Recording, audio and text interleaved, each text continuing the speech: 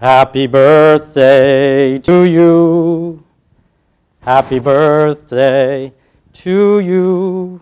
Happy birthday, dear. So, how many of you have heard that song sang to you? You don't have to tell me how many times. How many of you remember the exact date and time of your birth? Or at least was told. And how many of you were told where you were born? Well, for me, everything is made up. I don't know my birth date. I don't know the time. All I know is it's somewhere in Korea. Hello, my name is Shane Carlin, and I'm a Korean-American adoptee, and I'm going to tell you a little bit about my story, my identity development, and give you some tips, if you will, for those that are interested, that have adoptees in their home, that know adoptees, or are interested in adopting. In terms of my own identity development as an adult, some of the things I've learned personally myself, and some of the things that I hope that people will gain through my personal experiences. In 1971, and we do know that, a policeman was walking the streets of Seoul, South Korea, and found a baby on a corner of the street. Looked down and found nothing other than a baby waddled up in a blanket. No information, no name, no anything other than a baby in a blanket. The officer took the baby to the hospital, estimated the birth about within the few months that the baby was found, which was less than a year old.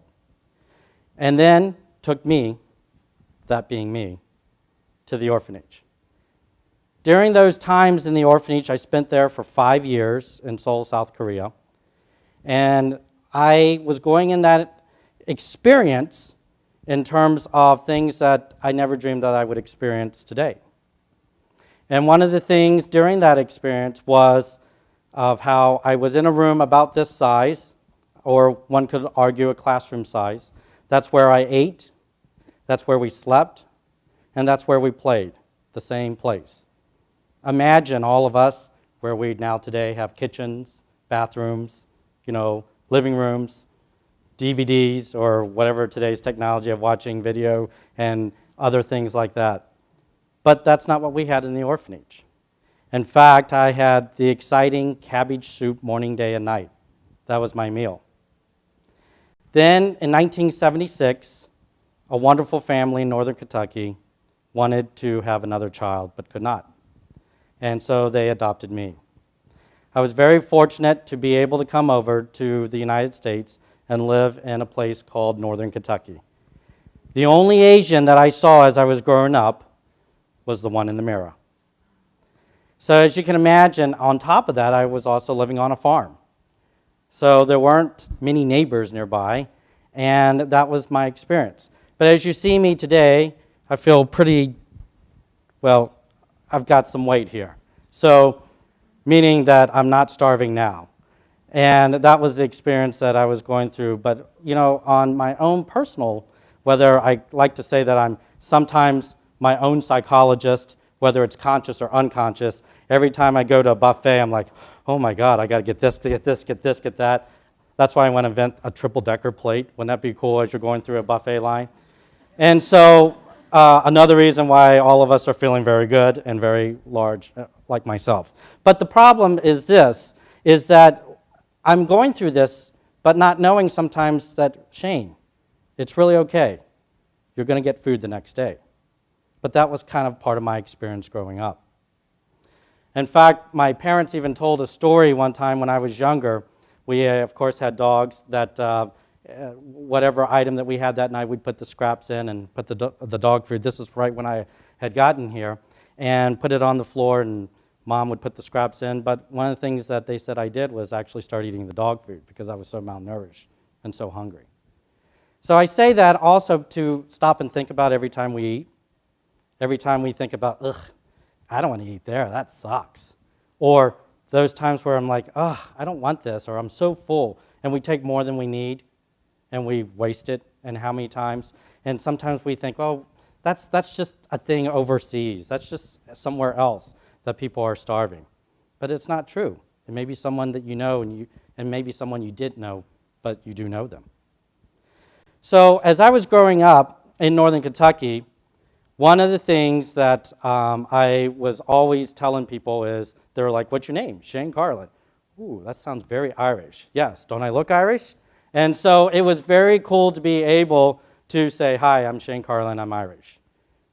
And in today's political correct society, they're like, ha-ha, or yeah. And so, of course, I'm like, oh, no, I'm just JK, just kidding. And I would say, no, I'm a Korean-American adoptee, and people would be like, oh, okay, now I can laugh. But the thing is this, is as I was growing up, some of the struggles that I was dealing with, and I don't want you to think that my experience growing up as a Korean adoptee was so horrible that my life is just disastrous, because it was not. Now, some adoptees will have really horrific stories. Some adoptees will have stories where they have abandoned their own parents that have actually adopted them. I'm very thankful that I didn't have that experience. I've even had backhanded compliments saying, wow, Shane, you're the first Korean adoptee I've ever met that's not effed up. It's like, oh, thanks, I guess. And so some of the things I want to tell you about is some of my journey in terms of my identity development and feeling proud about who I am today and what my identity was like. And so one of the things that I always like bringing up is dating. We all have had that experience in dating, right? And so being the only, and I was, growing up in the 80s, late 70s, early 80s, and for those of you, I think there's some wide age gaps, age ranges here. How many remember Miami Vice? Don Johnson, oh my God, he was so hot, right? All the women loved him, had the flowing blonde hair going back, and that was one of the things I wanted to do. I didn't dye my hair blonde. However, every time I'd go get my hair cut, I'd be like, how do you get my hair flowing back? How do you do that? Because at that time, society was saying what was considered sexy. What were, quote unquote, girls going after in my high school? They weren't going after this look. I was the only one. So I tried to do different things of like, wow, I even had those thoughts of, can I change my eyes? Can I change my hair texture? Can I change, my skin tone? All those things, because in today's identity development, and it hasn't changed, people want to be liked. People want to be appreciated. People want to be welcomed. But if you look different and you're the only one, that's very difficult. And so during that time, I would try to do different things, and I always said, the girls were really nice to me, because I'd say, oh, this one girl I'd be very interested in. I'd say, hey, you want to go out? You want to date? And then she'd use the other F word. I just want to be friends. I was like, oh. And it was common over and over and over again. I was thinking, wow, if I was in Korea, would I be a stud? Because I didn't know what they were looking for. Well, I did, but I was like, how can I make that change? So fast forward to 6th grade, my parents take me to the World's Fair in Tennessee, and I'm excited, and everything Korea, take the flag and eat kimchi and all those other items that people know the surface level of Korea. And I'm excited. I'm now wanting to, learn a little bit about myself. I'm pumped. And then I come back to Whiteville, USA, and all I want to be is back to what was acceptable. So I denied it. Fast forward to 9th grade in high school, and my mother was like, there's a Korean camp that I'd like you to go to. And I'm like, oh, no, I don't want to go. And say, it's an opportunity for you to learn your culture, different things like that. So finally it got to the point where, Shane, it's going to cost a lot of money. Do you want to go or not? Fine, I'll go. So I go to this camp. I go, it's in Michigan. I'm outside. I'm at the bus station where we're going to take this bus to we're in Detroit, but take this bus 2.5 hours into nowhere. But the freakiest thing for me was like, holy crap, look at all these people that look like me. I didn't know what to do. And so, what I did was I enjoyed that experience. I appreciated all the things that I was learning how to, well, there were different workshops that you could take, and of course I took the cooking one.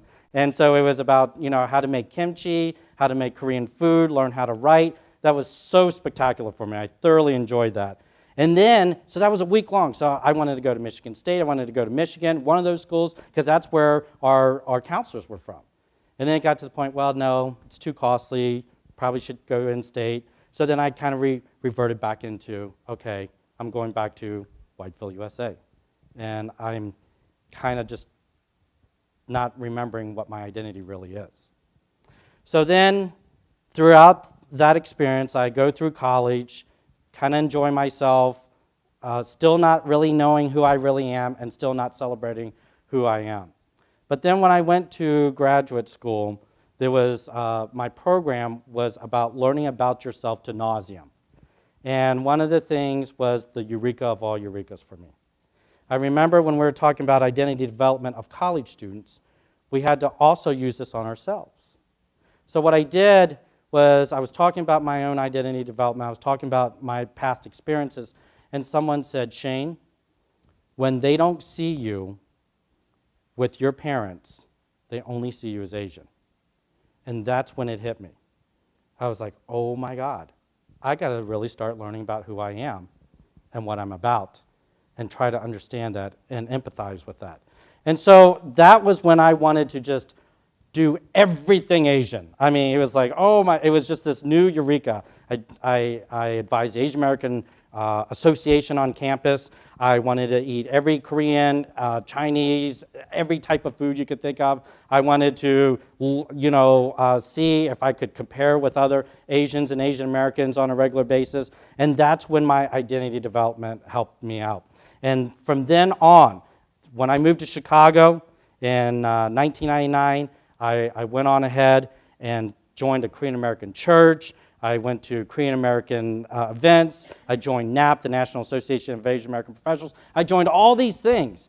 Until this day, I still enjoy that. But I don't want you to think that I've dismantled my personal experience of my identity development also with my parents. So let me kind of close with this. I want you to know that if we're talking to parents that are interested in doing this, if you're thinking of adoptees, some things that I would encourage parents to do as they're looking for or raising kids. One, please make sure that you try to have something that's every day for them, not just one time. For example, if it is Asian American child that you have, make sure that you have a magazine, videos, TV, different things that they can see that there are other people that look just like them. Two, get involved in other areas of where there are other Asians or Asian Americans, whether it's a church or some other community involvement or different things like that where they can see people that look like them. Three, when you go to those various restaurants, don't go, ew, that smells, or that's gross, or different things like that, because then they see that that's not okay. When if the parents themselves could empathize with what it's like to be them, then they're going to be more adaptable to this. And fourth, the other thing is this, I always call it getting close to infinity, i.e. perfection, but you're only getting closer and closer but never reaching to it. And that is to empathize and try to be as much in their shoes as possible. So when they come home from school or when they hear an epithet that occurs to them, that they can finally realize what it's like to be an Asian American themselves and be able to empathize with that. Thank you so much. I appreciate it, and have a good day.